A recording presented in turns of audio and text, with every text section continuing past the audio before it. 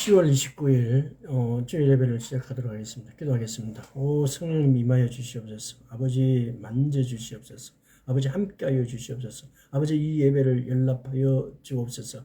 우리가 오늘 아버지 하나님 이스라엘의 중동 전쟁을 통하여서 오늘날 시편 전쟁을 알아보기를 소원하오니 주여 인도하여 주시옵시고 가르쳐 주옵소서. 감사드릴 우리 주 예수 그리스도 이름으로 기도드리옵나이다. 아멘.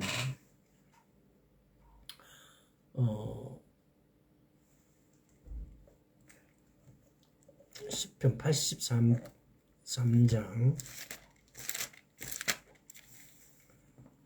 3절 4절 저희가 주의 백성을 치려하여 관계를 꾀하며 주의 섬긴 자를 치려고 서로 언언하여 말하기를 가서 저희를 끊어 다시 나라가 되지 못하게 하여 이스라엘의 이름으로 다시는 기억되지 못하게 하자 하나이다.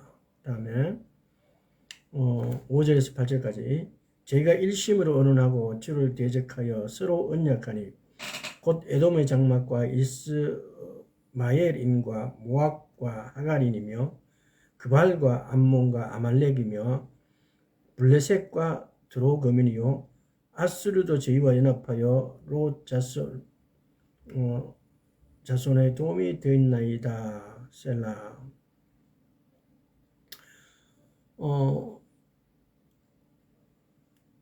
에돔에 이어서 지금 우리가 다시 한번 왜 오늘날 이스라엘에서 팔레스타인이라는 이름을 통하여서 이 팔레스타인과의 전쟁을 하고 있는데 굉장히 중요한 겁니다. 이 팔레스타인하고의 전쟁이 만약에 시편 83편의 전쟁이라면은 지난 시간에 제가 하나님께서 아브라함에게 약속하신 땅 애국 강가에서 유프라테스 강까지의 그 지경. 근데 솔로몬 시대 때에 애국 강에서 유프라테스 강까지의 공물을 받고 그런데 오바다서는 보면은 다시 오바다서를 한번 가볼까요?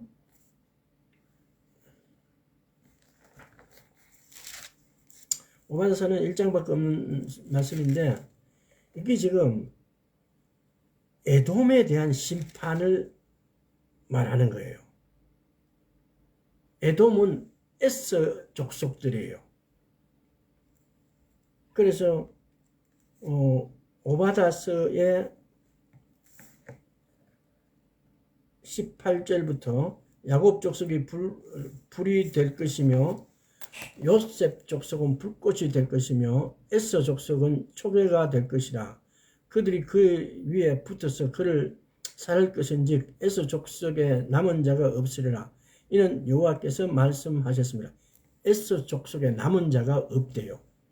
남방 사람은 에서의 산을 얻을 것이요 평지 사람은 블레셋을 얻을 것이요 또 그들이 에브라임들과 사마리아의 들을 얻을 것이며 베냐민은 길앗을 얻을 것이며 사로잡혔던 이스라엘 뭇자손은 가나안 사람에게 속한 땅을 사르밧까지 얻을 것이며 예루살렘에 사로잡혔던 자 곧 스발라드에 있는 남방의 성읍들을 얻을 것이라. 지금 여기서 굉장히 중요한 것은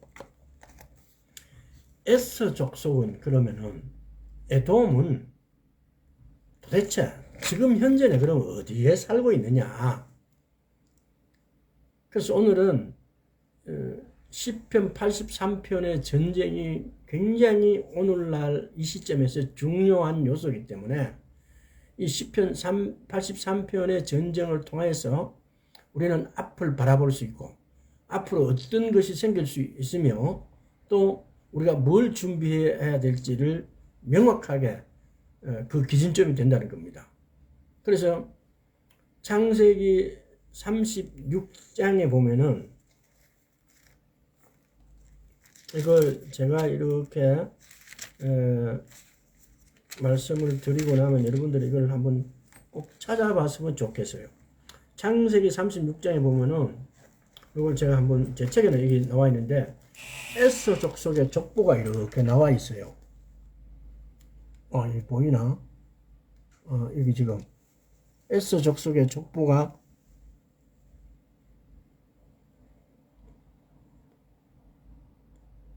이렇게 나와 있어요.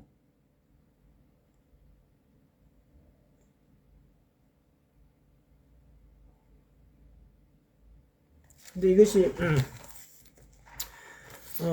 보면은 36장에서 S 에돔의 대략이 쭉 이게 시간이 없으니까 S는 마누라가 3명이에요. 아다가 있고 바스마스 있고 오홀리바마가 있어요. 그래서 아다의 장남은 엘리바스예요. 엘리바스고 이 엘리바스는 대만 족장, 오말 족장, 스보 족장, 그나스 족장, 고라 족장, 가담 족장, 아말렉 족장. 에서의 장남 엘리바스에서 아말렉 족장이 나와요. 근데 이 에스가 그러면 얘들이 지금 그러면 어디에 사느냐? 에스는 사우디아라비아의 북부에 보면은 이 족장의 이름이 지명이 돼갖고 아직도 이 분리 적어 있어요. 이것이 김승학 박사라고 있습니다. 떨기나무라는 책 저자신데 그분이 사우디 왕자의 주치의로 계시다가 시내산을 탐방하게 돼요. 지금 보면은 제가 유명한 어떤 그 교회 이름은 잘 모르겠는데 그 책에 보면은 서점에 가면 막 나와 있어요. 이분은 책을 굉장히 무료로 배포를 많이 하세요. 근데 거기 보면은 구신학자들이 가르쳤던 그 대부분이 뭐냐면요, 시내산의 위치가 시나이 반도에 있다라고 이야기를 했어요. 근데 이 김승학 박사가 시내산의 위치는, 그러니까 이게 시나이 반도가 이렇게 시나이 반도가 있고 그러고 난 다음에 시나이 반도에 사우디아라비아가 이렇게 돼 있어요. 그러니까 홍해를 건널 때 이 시나이 반도에 애굽에서 홍해를 건넌 여기를 홍해를 건넜다라고 구신학자들은 이렇게 주장을 했어요. 그래서 여기를 건너고 나면 시내산이 바로 이 시나이 반도에 있다고 해서 이스라엘이 4차 중동 전쟁입니까? 중동 전쟁을 하고 난 다음에 이 시나이 반도를 점령을 해요. 그래서 이스라엘이 이 시나이 반도에서 시내산을 찾기 위해서 15년 정도를 갖고 있다가 나중에 애굽에 다시 이집트에 돌려줬어요. 왜? 거기에 시나이 반도가 없었어요. 그러면은 시나이 반도가 어디 있냐면 그 떨기나무라는 그 책자 읽어보면 아주 자세히 나와 있어요.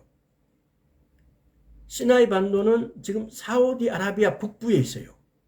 그 사우디아라비아 북부의 여러 지역의 지역 이름이 지금 이렇게 대만, 오말, 스폰 이런 에서의 자손들의 이름이 그대로 동네 이름이 지명이 되어 있는 데가 너무 많다는 겁니다. 이거는 이렇게 밝혀졌는데도 오늘날 너무나 많은 목사님들이 옛날에 그러니까 우리 성경의 신학의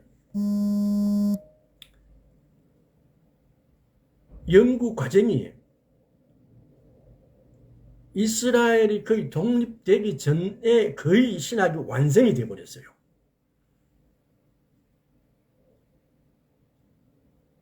오늘날 성경적 신학적 가치를 이걸 완전히 돼버리니까 이스라엘이 회복되어지고 이스라엘이 이제 그 주변국들이 이렇게 드러나게 되어지고 말씀이 새롭게 이렇게 히브리어가 헬라어가 기타 영어나 우리 한국어로 이렇게 번역이 되면서 잘못 오역 번역됐던 것, 지명이 잘못 사용되었던 것 이런 것들이 막 드러나기 시작해요. 그런데도 많은 우리 한국에 있는 목사님들은 과거에 연구되었던 신학 자료를 가지고 그걸 가지고 성도들을 가르쳐요. 그러니까 이게 잘못돼 버린 거예요. 그래서 제가 그 목사님 성함이 잘 모르겠는데 굉장히 큰 교회예요. 그래서 엄청난 책을 막 이렇게 집필 하셔갖고 막 이렇게 자료로 방대한 자료를 내놨는데 출애굽 여정이 다 틀려버려요. 그러면은 거기 관계된 모든 것들이 다 틀려져요. 자, 그 이야기는 나중에 하기로 하고. 그래서 오늘 이렇게 보면은요, 이 사우디아라비아 북부 지역이 이 에서 족속들의 집단적으로 거주하고 있었던 거예요. 그래서 두 번째 마누라인 바스마드 장남은 루엘이에요.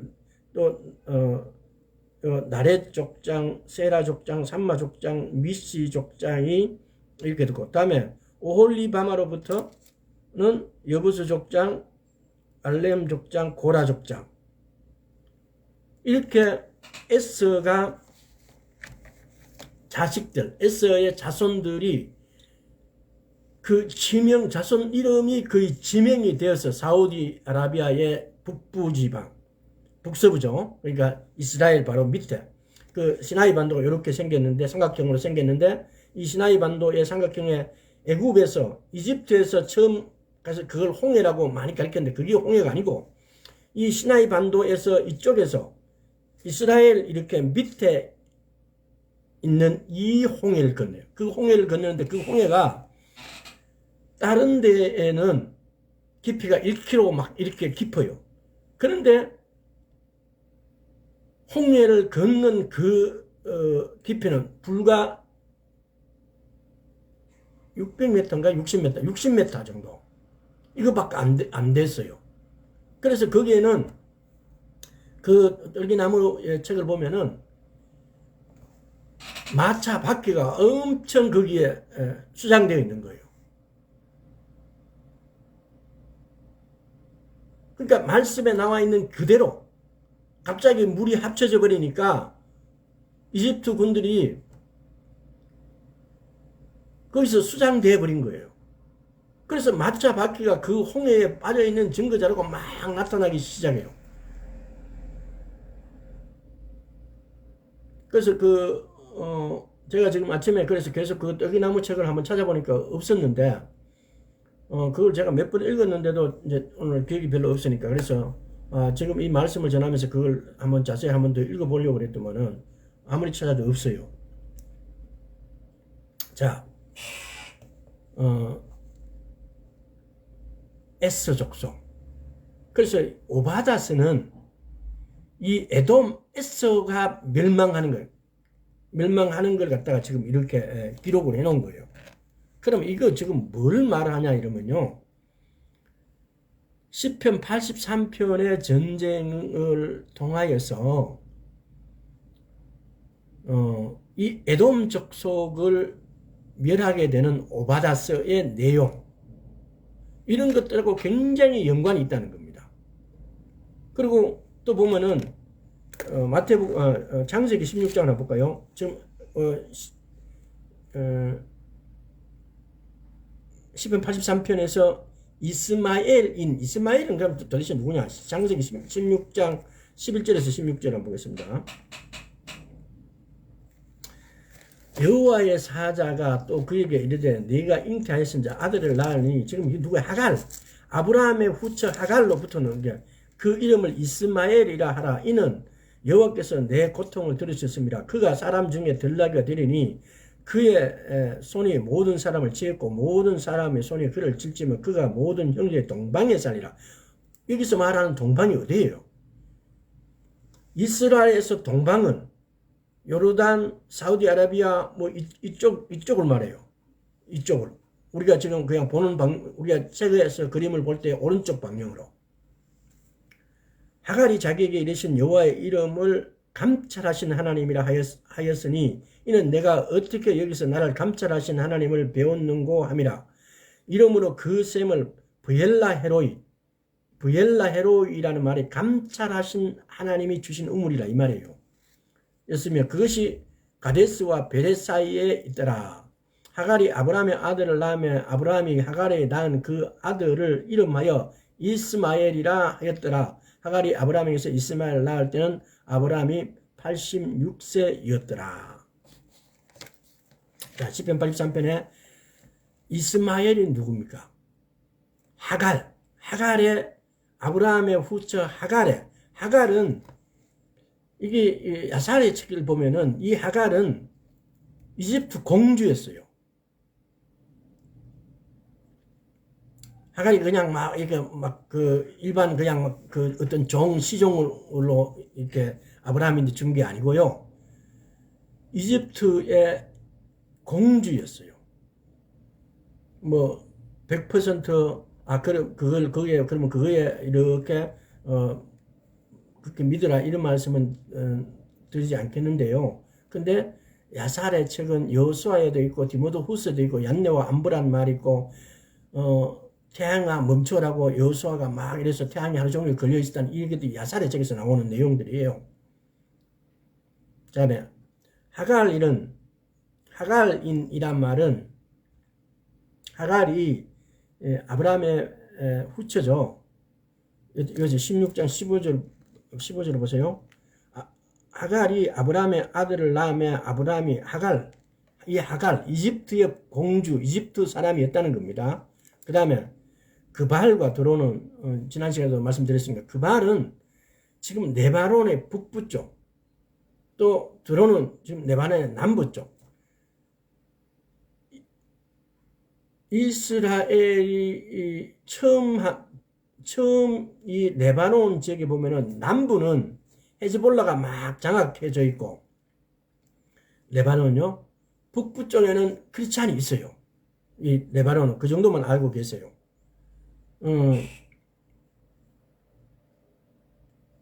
그다음에 아말렉은 아까 전에 봤죠. 그 그림에서 에서의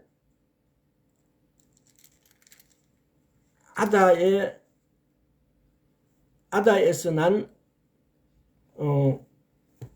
에서 족속의 중에 하나가 아말렉이 나와요. 그러니까 엘리바스의 아들 중에 아말렉 족속이 나온다는 겁니다. 그럼 지금 이게 보면은 하갈, 이스마엘, 아말렉 전부 다 에서 족속하고 연관이 있어요. 자, 블레셋은 지난 시간에도 봤죠. 창세기 10장에서 블레셋을 우리는 그렛이라고도 하고 또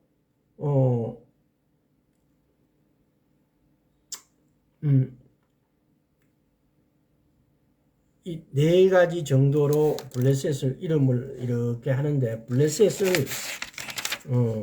여기 보면은 그렛 사람들이라고 하기도 하고 그레데 사람 그레데라고 하기도 하고 또 갑돌이라고 하기도 하고 그레데 갑돌 이게 전부 다 이 블레셋을 말하는 거예요. 크레타 오늘날 영어 표현하면 크레타섬이죠. 크레타섬. 그게 지금 보면은 그리스 밑쪽에 이태리보다도 우리가 보는 상으로 약간 오른쪽에 그리스 밑쪽에 있는 섬이에요. 그 다음에 아수르. 지금 이 아수르는 보면은 자 이것도 창세기 10장에 한번 가볼게요. 지금 눈이 이렇게 초점이 잘 안 맞네요. 자 아수르를 보겠습니다. 아수르는 그러면은 여기 보면은 창세기 10장 21절 셈은 노아의 후손들은 셈과 함과 야벳이 있어요. 근데 블레셋은 함 족속에서 나온 거고 이게 지금 아수르는 자 21절 보세요. 셈은 에벨 온 자손의 족상이요 야베드의 형이라 그에게도 자녀가 출생하였으니 셈의 아들은 엘란과 아스루과 아르박삭과 룻과 아람이요. 엘란과 아스루와 아르박삭과 룻과 아람이요.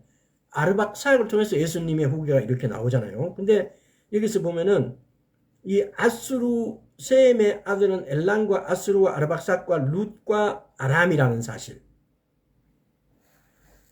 이제 여기서 이 노아에서 셈, 함, 야벳이 나오는데 이 셈 족속이죠.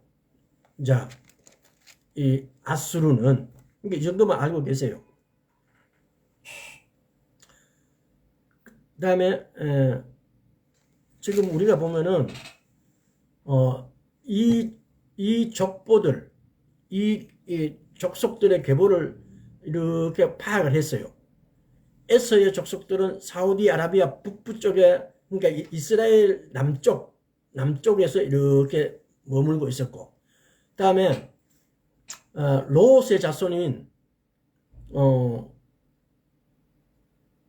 모압과 암몬은 요단강, 우리가 책을 보는 관점에서 보면은 모압과 암몬은 요단강 동편이죠. 동편 밑쪽과 밑쪽이 모압이고 그 위쪽이 암몬이에요. 이쪽에 이렇게 거주하고 있었고,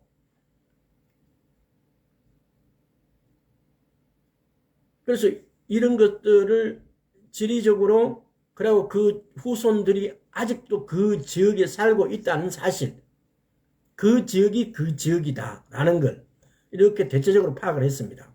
자, 그러면은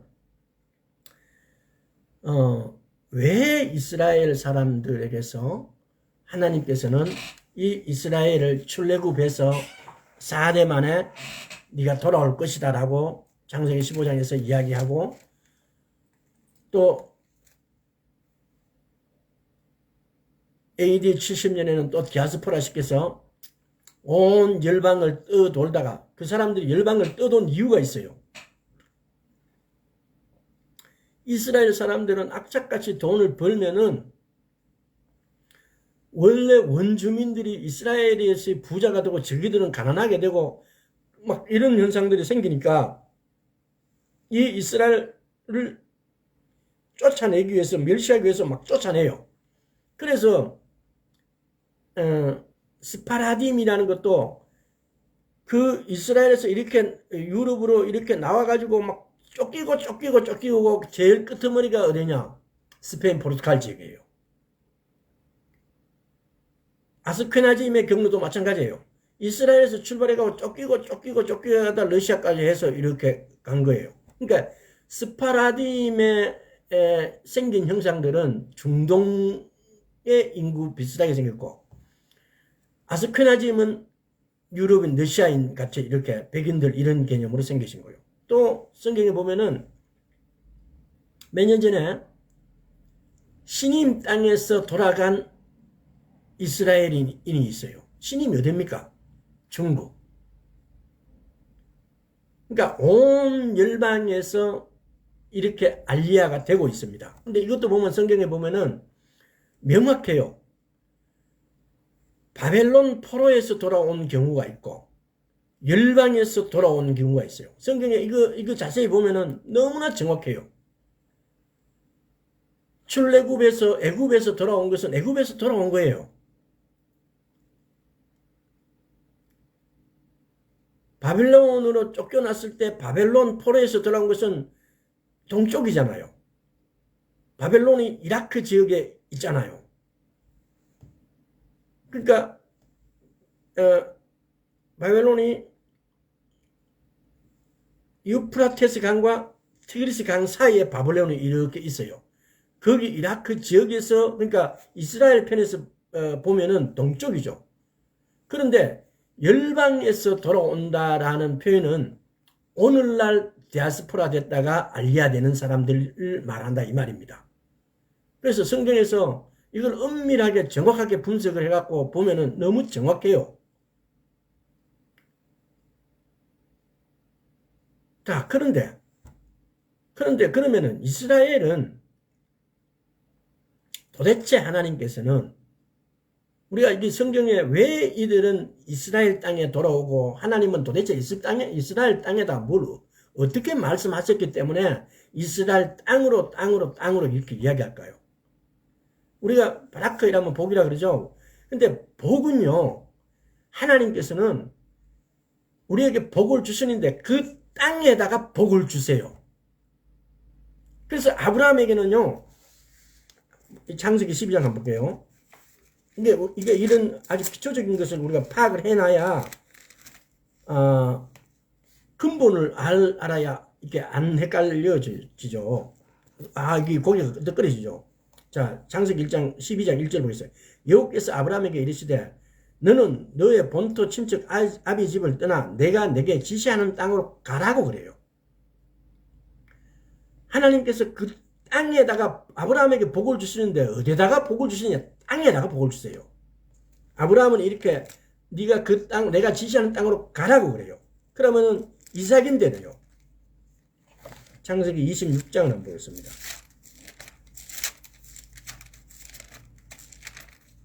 자, 창세기 26장 2절에서 4절. 여호와께서 이삭에게 나타나 가라사대 애굽으로 내려가지 말고 내가 내게 지시하는 땅에 거하라 그래요. 이 땅에 유하면 내가 너와 함께 있어 내게 복을 주고 내가 이 모든 땅을 너와 내 자손에게 주리라. 내가 내 아비 아브라함에게 맹세한 것을 이루어 내 자손을 하늘의 별과 같이 번성케 하며 이 모든 땅을 내 자손에게 주리니 네 자손을 인하여 천하 만민이 복을 받으리라 그래요. 자, 그러면은 아브라함의 하나님, 이삭의 하나님, 야곱의 하나님이란 것은 굉장히 큰 의미를 갖고 있어요.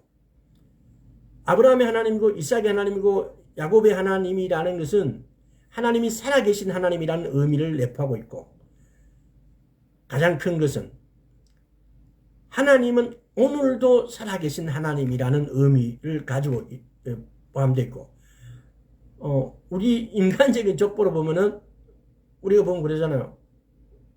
야곱의 아버지가 이삭이고 이삭의 아버지가 아브라함이 가면 아브라함은 야곱인데 할아버지인데, 우리는 유교적인 사고방식이 우리도 모르게 이렇게 돼서 아브라함의 하나님, 이삭의 하나님, 야곱의 하나님이라는 의미가 우리도 확 안 와요.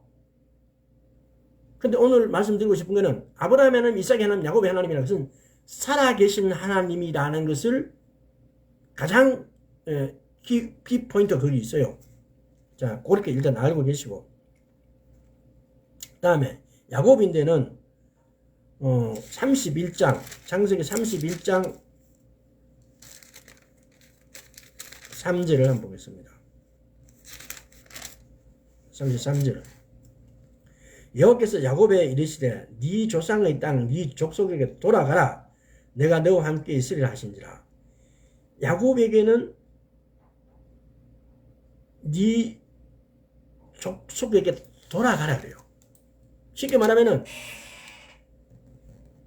조상의 땅으로 돌아가라고요. 왜 하나님께서는 이 이스라엘 땅으로, 아브라함에는 내가 지시한 땅으로 가라 그러고, 이삭인데는 그 땅에 거하라 그러고, 야곱은 백지에 나갔으니까 이 땅으로 돌아가라 그래요. 오늘날 보십시오. 애굽에서 출애굽해갖고 다시 이스라엘에 들어오고, 바벨론에서 포로됐다가 바벨론 다시 이스라엘에 들어오고, 오늘날도 AD 70년에 망하고 난 다음에 끊임없이 오늘날 1차 중동전쟁 이후로 끊임없는 알리아가 이루어지고 있어요. 1차 중동전쟁 때에 인구가 65만 정도밖에 안 됐는데 오늘 1000만이 넘습니다. 끊임없이 알리아를 그 땅으로 지금 돌아가고 있다는 겁니다. 이게 하나님의 일하심이, 이거 우리가 느껴져야 돼요. 왜 그 땅으로 하나님의 백성들을 모으실까? 그러니까 10편 83편을 통해서 우리가 중동전쟁 1, 2, 3, 4를 보고 오늘날에 이루어지는 일들을 통해서 아마 이 과정이 끝나고 나면 우리가 엄청난 걸 또 얻게 되어질 거예요. 제가 지금은 확실하게 뭐라고 말할 수 없지만은 이 과정을 통해서 우리가 우리의 목표점을, 우리의 위치를 찾게 되어질 겁니다. 우리의 위치, 목표점이라는 것은 오늘날 성경적인 태초부터 시작해갖고 마지막 계시록까지의 이 과정에서 우리의 지점이 지금 어디에 있냐 이겁니다. 거기서 중요한 점 중에 하나는, 그러면은 예수님이 언제 오실 것인가? 우리가 그 날짜는 정확하게 알 수는 없지만은 그 위치를 우리가 대략적으로 짐작할 수 있게 되어지고, 지금 이스라엘에서 벌어진 일을 통하여서 성경의 어느 지점을 가르치고 있나를 우리가 알게 되어질 거라는 겁니다. 굉장히 중요합니다. 제가 지금 저도 확실하게 말씀을 드릴 수는 없지만은 이 과정이 끝날 시점에서는 하나님께서, 제가 믿음을 말씀을 쭉 오랜 동안 경험하면서, 믿음은 순종 플러스 신뢰다. 순종은 마음으로 믿고 내가 입으로 시인한 걸 그대로 행하는 것이, 그것이 나의 믿음이다. 그것이 내가 해야 될 일이다. 신뢰는 내가 그렇게 믿으면은, 나의 믿으면은, 내 믿음에 신뢰, 하나님의 믿음이, 신뢰가 그 내가 믿는 믿음 발을 이루어 주신다는 겁니다. 이걸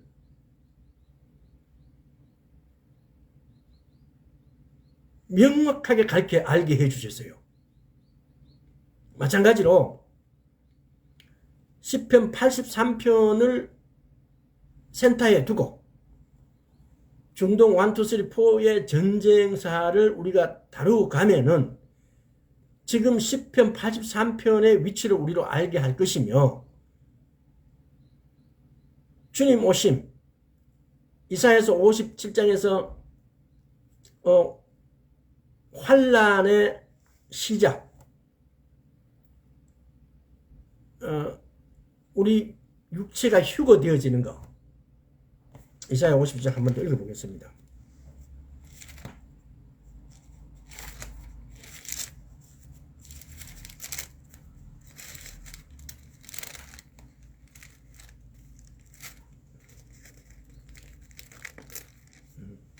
보세요. 의인이 죽을 자도 마음에 드는 자가 없고 자비한 자들이 치하여 감을 다 냅쳐 된다고. 치하여 감을 입을지라도, 이게 휴거예요. 자비한 자들이 치하여 감을 입을지라도 그 의인은 화액전에 치하여 감을 입은 것인 줄을 깨닫는 자가 없도다. 그 의인은 화액전에 치하여 감을 입은 것인 줄 깨닫는 자가 없대요. 우리는 이 명확하게 치하여 감을 당하는 줄에 서 있어야 돼요. 치하여 감을 당하는 자를 보면서도 깨달은 자가 없다고 그래요. 지금이 하나님의 마지막 때라는 것이 이걸 우리 눈앞에 두고 있다는 겁니다. 쉽게 말하면 휴거를 눈앞에 두고 있는데, 시편 83편의 전쟁, 이 중동 전쟁을 통해서, 시편 83편의 전쟁을 통해서 우리가 깨달아야 될 것은, 그 위치를 우리가 깨달음으로 인해서 여기에서 그 의인이 화액전에 취하여 감을 입은 것인 줄로 깨닫는 자가 없는 자로 우리가 남아서는 안 되고, 취하여 감을 입는 자가 내가 되어야 된다는 겁니다. 굉장히 중요합니다. 자, 보세요. 창세기 50장을 한번 다시 돌아가 볼게요. 창세기 50장에 보면은 얼마나 그 땅에다가 하나님께서 복을 주시기로 하고 그 땅이 소중한지, 창세기 50장 24절에서 25절 보세요. 요셉이 그 형제에게 이르되, 나는 죽으나 하나님의 너희를 권고하시고 너희를 이 땅에서 인도하여 내사 아브라함과 이삭과 야곱에 맹세하신 땅에 이르게 하시리라 하고, 요셉이 또 이스라엘 자손에게 맹세시켜 이르기를, 하나님이 정녕 너희를 권고하시리니 너희는 여기서 내 해골을 메고 올라가겠다 하라 하더라. 요셉이 죽으면서 그 후손들에게, 내가 죽으면 이 땅에 뭐냐, 너희 이 애굽을 떠나갈 때 내 시체를 그러니까 가지고 가라고 지시한 거예요. 근데 이게 정확하게 출애굽기 보세요. 출애굽 13장 19절요.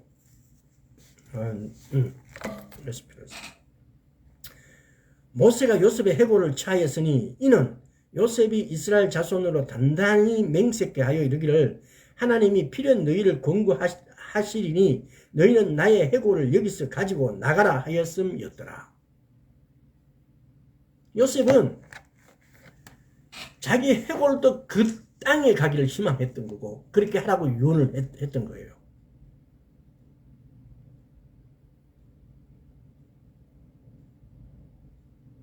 이스라엘 사람들이 그 땅에 갖고 있는 축복, 하나님께서 우리에게 복을 주시는데 복은 반드시 땅에다가 복을 주셨다는 겁니다. 그래서 너는 내가 지시한 땅으로 가라. 너는 거기서 거하라. 그 땅으로 돌아오라고 아브라함과 이삭과 야곱에게 한 이 세 사람에게 말씀은 그 내가 지시한 땅으로 가라 그러고 거하라 그러고 돌아오라고 했지만은 내용은 똑같아요. 그 땅에 머물고 그 땅에 거하라고요. 그러면은 그것이 예를 들어서 이런 거예요. 신명기 28장하고 레위기 26편을 보세요. 신명기 28장 네가 내 계명을 지키면은 이런 복 저런 떡반죽에도 복 주고 만약에 지키지 않으면은 레위기 26편에 가보세요. 마찬가지예요. 내가 내 명령을 지키면은 지키지 않으면은 7배 신명기 28장을 보니까 레위기 26편을 오늘 다시 한번 가봅시다. 자, 레위기 26편에 보면은요. 3절에 너희가 나의 규례와 계명을 준행하며 그러면은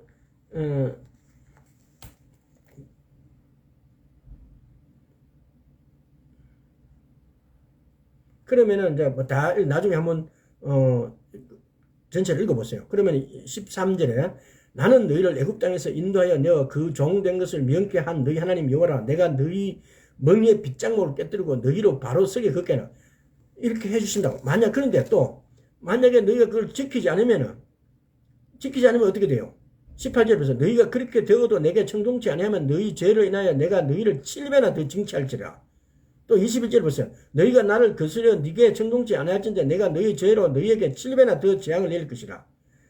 24절 보세요.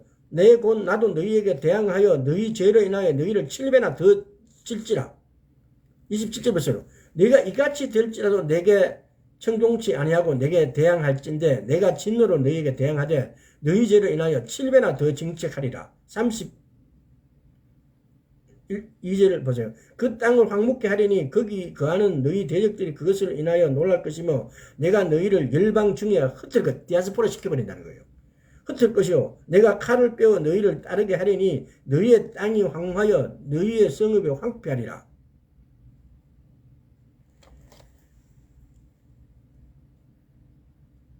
하나님의 말씀을 지키지 않으면 7배 해서 디아스포라 시킨 거예요.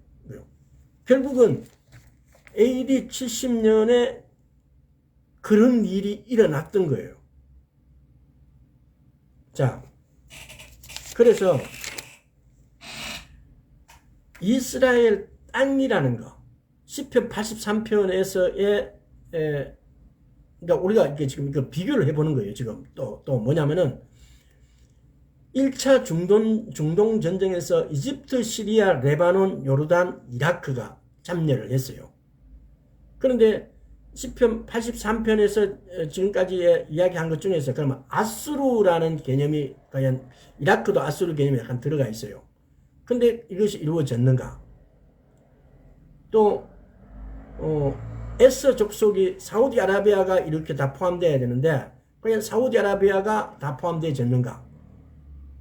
그래서 1차 중동전쟁에는 우리가 이것이 시편 80의 전쟁이라고 정확하게 말하면 참여한 나라가 그 나라여야 돼야 그게 참여한 나라들이 정확하면은 그게 그 전쟁이구나라고 우리가 말할 수 있다는 겁니다. 자, 그래서 지난 시간에 이어서 이제 중동 1차 전쟁에 대해서 한번 더 이렇게 한번 알아보도록 하겠습니다. 1차 중동 전쟁을 갖다가 그 저자 이름은 제가 지금 저기 있는데 이걸 조금 더 나눠서 세 섹션을 나눠서 이렇게 설명을 해놨어요. 그래서 1차 중동 전쟁의 첫째 섹션은 1948년 5월 14일부터 시작해갖고 6월 10일까지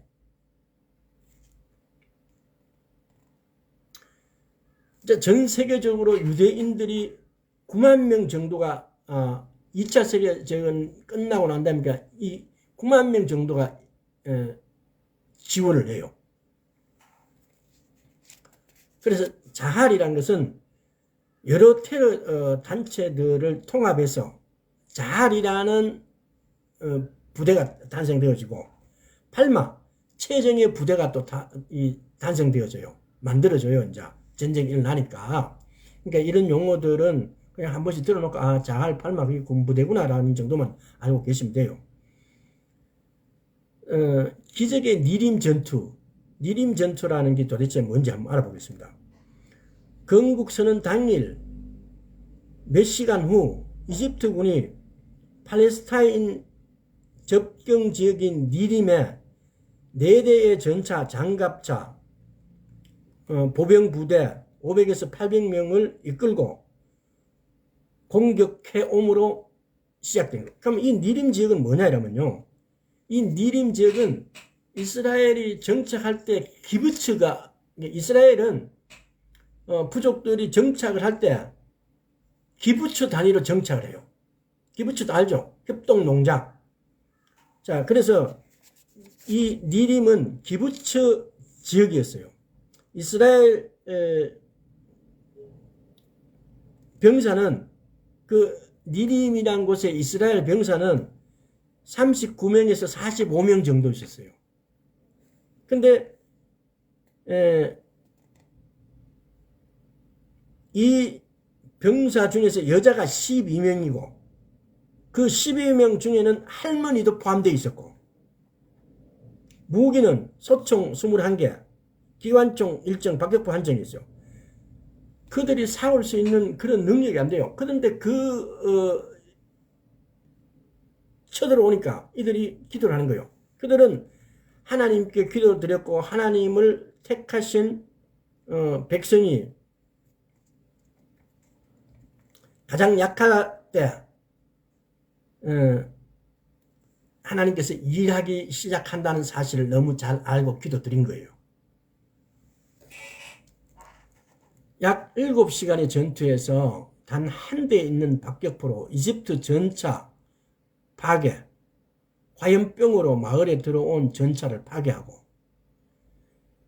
그때 이스라엘 사망자는 7명이고 이집트 사망자는 35명이었어요. 이집트 지휘관은 막 도망을 가요.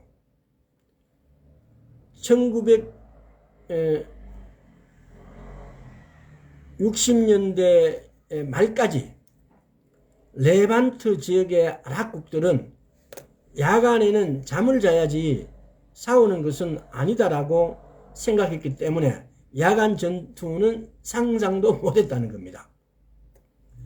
제1차 중동전쟁의 하이라이트가 예루살렘 공방전이라고 합니다. 이 중요한 부분만 제가 뽑아서 이렇게 씁니다. 요르단군 12,000명, 4개 보병 및 기계와 연대와 40문의 야포, 75대의 장갑차로 그때 이스라엘인의 저항 조직인 슈테린이란 이스라엘 저항 조직이 약 20일 동안을 방어를 합니다.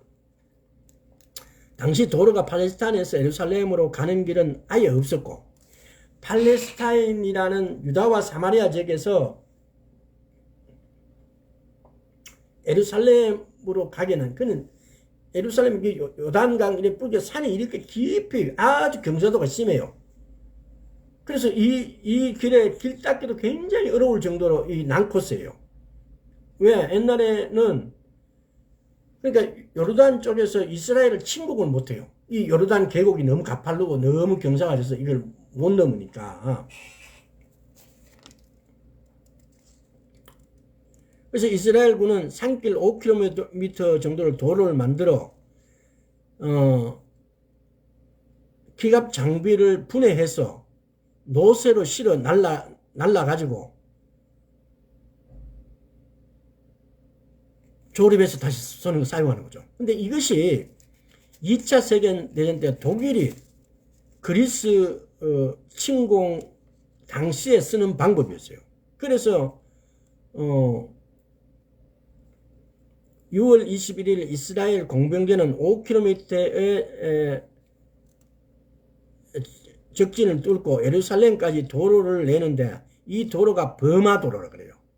2차 대전 당시에 미국이 전멸 직전에 중국인들을 구출하기 위해서 미얀마 산악지대에 건설한 도로 이름에서 따온 그 버마 전투처럼 이스라엘도 팔레스타인에서 그러니까 유다 사마리아 지역에서 예루살렘을 가는데 그만큼 공사하기가 힘든 난공사였다는 겁니다. 자, 두 번째 섹션은 1948년 7월 8일에서 7월 18일까지 이집트는 니림 전투에서 패해가지고 해안 쪽을 이용 북쪽으로 계속 전진해서, 그러니까 뭐냐면은 니림 전투에서 패하니까 그러니까 서해안 쪽으로 이집트가 이렇게 있고 시나이 반도를 거쳐서 이렇게 쭉 올라오면 텔아비브까지를 가버리면 전쟁이 끝나버려요. 텔아비브를 점령하게 되어지면은. 그런데 점령 못하죠. 하지만은 기부처 단위로 싸우는 이스라엘을 한 번도 점령을 못해요. 이집트가. 당시 이집트 전차병들은 얼마나 형편이 없었냐면 전진 후진은 하는데 옆으로는 못 가요. 전차 운전을. 이게 완전 개판이죠. 이게 지금 얼마나 하나님께서 눈멀게 하는 하나님의 어떤 작전도 물론 나는 있었다고 봐요. 근데 중요한 것은 뭐냐면은 지금도 마찬가지예요. 지금도 사우디아라비아 아랍인들은 전투하면 막 다 도망가버리고 없어요. 자기들 막 이렇게 정치 지도자들이 오늘날도 보면은 이슬람들은 지도자들이 막 광분해가지고 막 박살낸다, 다 서해 바다로 밀어내버린다, 이스라엘에 이렇게 지난 시간에 읽어드렸잖아요. 다 이렇게 해서 너를 다 죽여버리겠다 이렇게 하는데 실상은 병사들은 준비가 안 돼 있는 거예요. 왜 우리가 싸워야 되지? 지금 이유를 모르는 거예요. 그리고 훈련도 안 돼 있어요. 그래서 장교들은 또 훈련 받지 않는, 그러니까 뭐냐, 귀족 출신의 자녀가 장교가 되는 거예요. 이 사람들이 한 번도 싸워본 적도 없고 훈련도 받은 적이 없어요. 그러니까 이런 사람들이 장교로 하고 있으니까, 그러니까 딱 보고 겁나니까 부하들 보고 너는 이거 남아있으라고 자기는 도망가 버려요. 전차 운전병은 전차를 앞뒤 받고 운전 못하고 비행기가 올라가서 가는 거는 가는데 이게 폭격을 했고 밑에 땅에 지면을 공격을 못하는 거예요. 이런 정도의 수준. 그러니까 이게 이 전쟁에서 이 사람들은 말로는 막 이렇게 이스라엘을 이 땅에서 박살내겠다, 이스라엘은 너는 존재 가치가 없다 이렇게 막 떠들어대는데 실상은 아무것도 아니에요. 오늘날도 마찬가지라고 저는 그렇게 생각합니다. 오늘날도 그 주변에, 이스라엘 주변에 있는 많은 나라들이 지금 보세요. 사우디하고 예멘에 보면은 이라크 반군들, 이란의 반군들이 이란 쪽에 시아파하고 수니파하고 싸움이잖아요. 근데 그 예멘에서 전쟁이 일어나는데 아무리 좋은 무기를 갖다 줘도 별로 활용을 못해요. 자, 그 다음에 세 번째 섹션.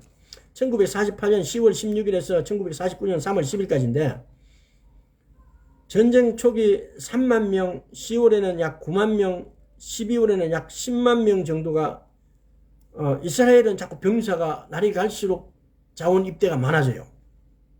이런 이야기는 많이 들어보셨을 겁니다. 이스라엘 사람들은 전쟁을 하면 전부 다 고국을 돌아가고 비행기 타고 싸우러 가는데, 오히려 이 이스라엘의 적 대항들은 다 도망을 가는 거죠.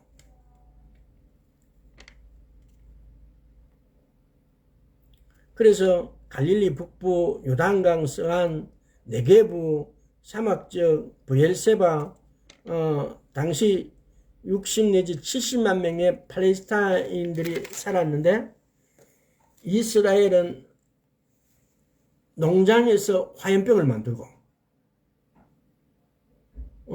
박물관에서 전시되어 있는 대포를 가져가지고 고쳐서 사용하고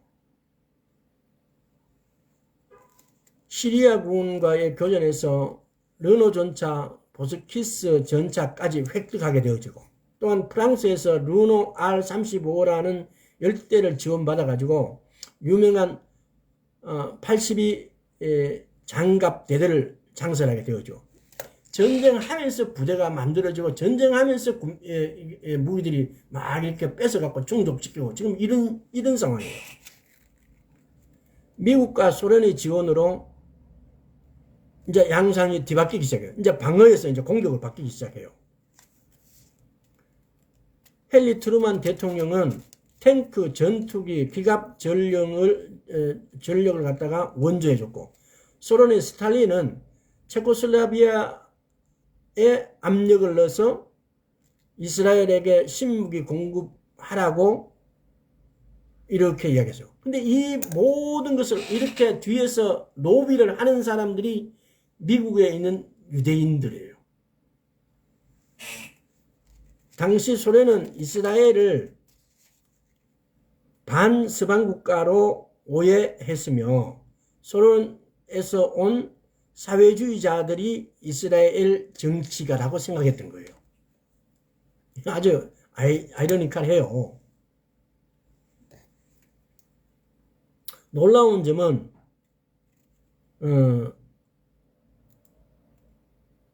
전쟁의 신이신 전쟁의 주관자이신 하나님께서 성령의 감동을 주셔서 지혜와 용기와 힘을 주셔가지고 감동 성전을 치르게 하셨다 이 말이에요. 그러니까 이런 것들이 이스라엘 전쟁사 책들을 읽어볼 것 같으면요 너무너무 기가 막혀요. 이제 군대에 있을 때도 이런 전쟁사를 읽고 이걸 막 이렇게 발표하고 설명할 기회가 있어서 이렇게 한 적이 있는데 이 사람들이 한 집에 남녀 아이 노인 할 것 잡아놓고 막 빙 둘러가면서 총을 막 갈겨요. 다 사살해버리려고. 근데 문제는 뭐냐면은 그 사람들이 한 사람도 총알 안 맞고 나중에 그 사람들이 가고 난 다음에 보니까 주머니에 총알 탄피가 가득 들어가 있는 거예요. 이런 기적은 도대체 이거 말로 갖고 어떻게 설명이 안 돼요. 하나님께서 감동 성전을 주장하지 않고 하지 않으시면은 이런 일들은 있을 수가 없어요.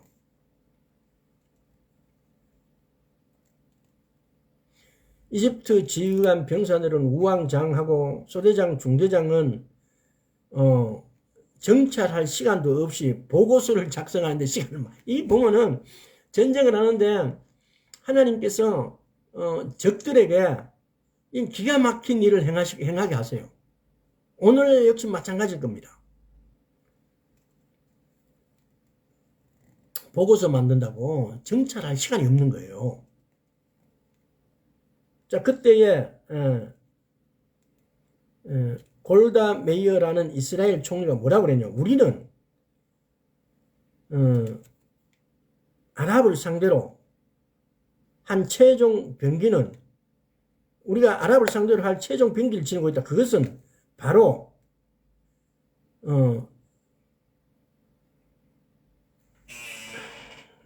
지면 끝장이라는 절박함이다라고 발언을 해요. 골다 메이어 수상이 자기들이 갖고 있는 무기는 절박함이라 그래요. 그리고 난 다음에 이제 1948년 11월 6일에 유엔은 안전보장 이사회가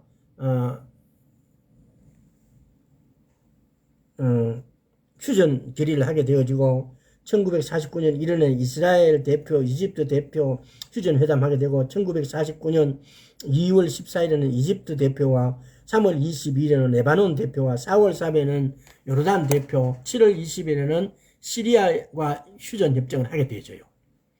제1타 중동 전쟁 후 국제연합은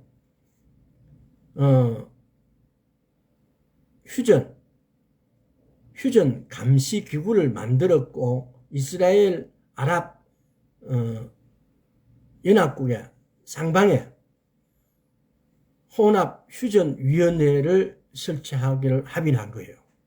그래서 이제 이 제1차 중동전쟁은 끝나게 돼요. 제1차 중동전쟁은 끝나게 된 결과가 뭐 어떤 거냐 그러면요. 팔레스타인 영토의 56%에서 이스라엘이 팔레스타인에 원래 1948년 5월 18일 독립할 때는 56%의 팔레스타인 영토를 갖고 있었어요. 그런데 이 1차 중동전쟁이 끝나고 난 다음에 팔레스타인 영토가 뭡니까? 유다와 사마리아 지역을 말해요. 이 지역의 80%를 확보하게 돼요.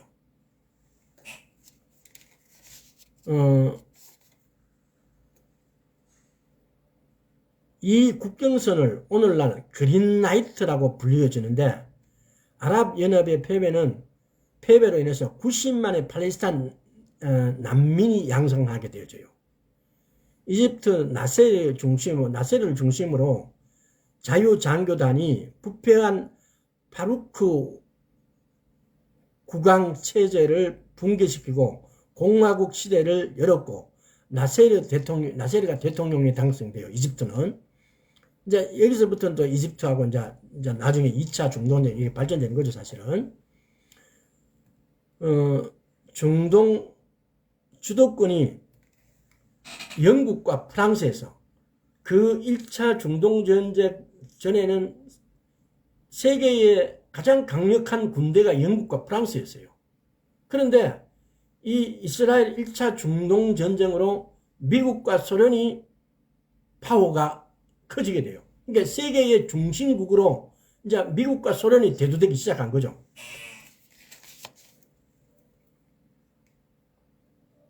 이제 이렇게 되면서 유대인들이 이스라엘로 알리아가 세계적으로 이제 시작해요. 이 모든 것이 하루 사이에 나라가 생기게 하신 하나님이십니다. 이사야서 66장 한번 볼까요?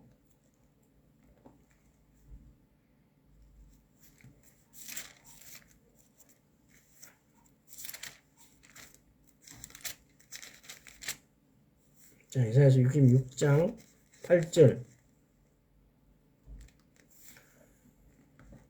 이러한 일을 들은 자가 누구이며 이러한 일을 본 자가 누구이고 나라가 어찌 하루에 생기겠으며 민족이 어찌 순식간에 나겠느냐. 그러나 시온은 구루한 즉시에 그 거민을 순산하였도다. 지금 이 말씀들이 그대로 성취가 된 거예요. 또 한번 볼까요? 히브리어로 요즘 보면은 며칠 전에 네타냐후 총리가 이런 말을 했어요. 히브리어로 하마스는 IS이고 IS는 하마스다라고 말했어요. 이런 한 나라의 총리가 이런 말을 할 때 이건 우리는 유심히 들어봐야 돼요.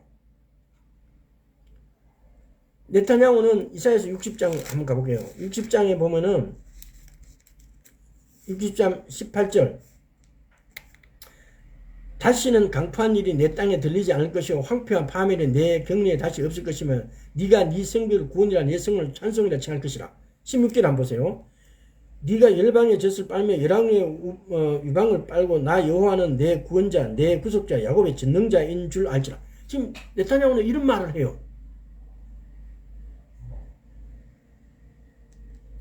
시편 122편 이거 나중에 여러분들은 이거 제가 지금 시간이 없어서 간단하게 읽어준데 이걸 묵상을 해보세요. 왜 이 전쟁이 이런 말들이 오가고 있을까? 왜 한 나라의 총리가 이런 말을 할까? 이 총리는 어쩌면 뭔가를 알고 있을지도 몰라요. 하나님께서 22편 10편 22편 6절을 보면 예루살렘을 위하여 평안을 구하라. 예루살렘을 사랑하는 자는 형통하리라. 오늘날 우리나라에 예수 그리스도를 믿는 사람들이 예루살렘을 욕하는 사람이 더러 많이 있습니다. 예루살렘을 위하여 평안을 구하고 예루살렘을 사랑하는 자는 형통하리라고 했어요. 스가랴서 12장 한번 볼까요?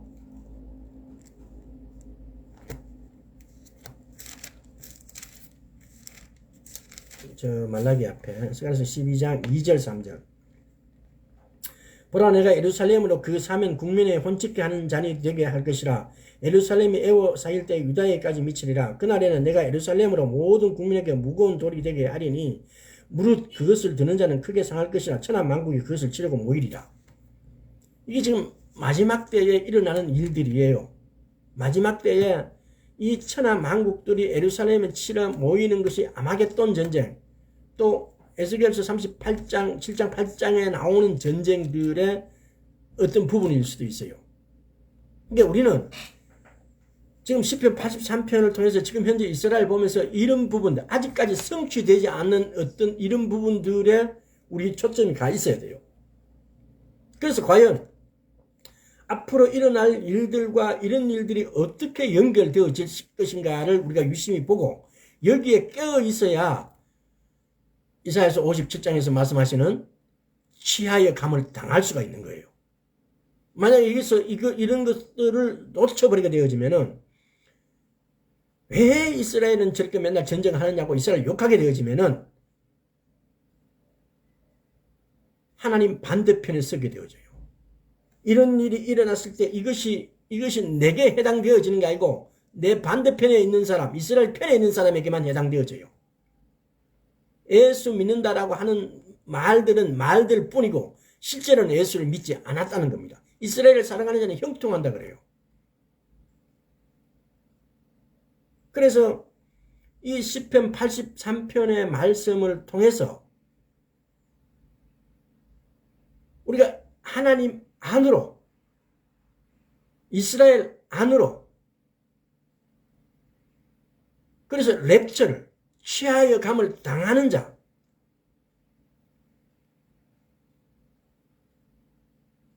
정말이 지금 마지막 때에, 이 마지막 때에 우리의 믿음이 거기에 가 있어야 된다는 겁니다.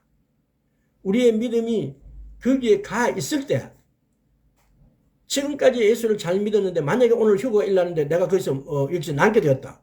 지금까지 믿은 것이 뭐예요? 아무 소용이 없는 거죠.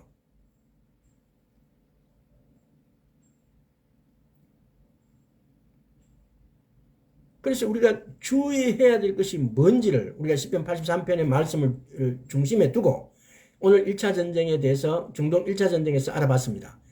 다음에 2차, 3차, 4차 전쟁을 통해서 시편 83편의 전쟁이 어떻게, 지금 보면 그러잖아요. 지금 이란이 지금 우리도 전쟁에 개입하겠다. 그래서 레바논에 있는 하마스하고 하마스는 지금 이 블레셋 지역에 가자 지역에 있는 거고 레바논에 있는 헤즈볼라를 움직여서 막 전투에 참여하라고 그러고 이렇게 독려를 하고 있어요. 이란이. 그래서 오늘 제가 처음 이게 에돔의 장막, 이스마엘인, 하갈, 아말렉, 블레셋, 아수르 이들이 시편 83편에 참가하는 전쟁의 국가들이 지금 어떻게 참여하고 있나를 이렇게 우리는 보고 있고, 이들이 참가했다는 것은 이 시편 83편의 전쟁이라고 말할 수 있고, 이 시편 83편의 어떤 결론은 이 전쟁에 어떤 결과를 가져올 것인가. 창세기 15장 18절, 역대하 9장 26절, 오바다서 1장 18 등에서 아브라함에게 하나님께서 주신 애국 강가에서 유프라테스 강까지 솔로몬 때는 그것을 다스렸고, 또 그러면은 오바다서는 에서 족속의 멸망, 에돔의 멸망을 바라보고 있는데, 이 전쟁을 통해서 에돔에 지금 에서 족속 에돔이 많이 거주하고 있는 데가 어디냐? 사우디아라비아 북부 쪽이라는 겁니다. 이스라엘 밑에 쪽이라는 겁니다. 그러면 이 사우디아라비아가 이 전쟁에 어떻게 에서 족속이 어떻게 개입할 것인가에 대한 우리는 이 눈을 뜨고 봐야 된다는 겁니다. 그래서 이 말씀이 성취되어지면은, 그러면은 지금까지 그러니까 뭐 우리 성경에 성취됐다는 것을 따라 거의 78% 내지 83%는 다 성취되고 17% 정도가 아직까지 성취 안 되고 있다. 이런 말들이 지금 17% 남은 성취가 되지 않은 말씀들을 우리는 성취를 보고 이게 지금 이 말씀 이게 성취되고 있네. 이걸 정확하게 파악하는 것이 우리가 우리 위치를 파악한다는 것이 된다는 겁니다.